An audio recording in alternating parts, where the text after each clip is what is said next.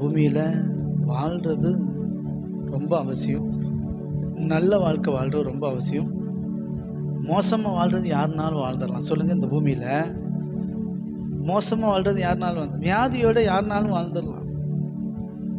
வியாதியோடு வாழ்கிறதுக்கு ஏசப்பா தேவையா? நான் கேட்குறேன். ஒரு மனுஷன் வியாதியோடு வாழ்கிறதுக்கு ஏசப்பா தேவையா? ஒரு மனுஷன் தரித்திரமாக பிச்சைக்காரனாக வாழ்கிறதுக்கு ஏசப்பா தேவையான்னு கேட்குறேன். ஒரு மனுஷன் குடும்பம் குட்டி இல்லாமல் நிம்மதி இல்லாமல் சண்டை சச்சரவோடு வாழ்கிறதுக்கு ஏசப்பா தேவையா? ரட்சிக்கப்படணும் அவசியமா? தேவையே இல்லை.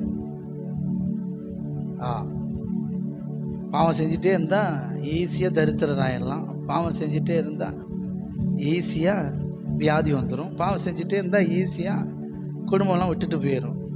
ஈஸியாக தெருவுக்கு வந்துடலாம்.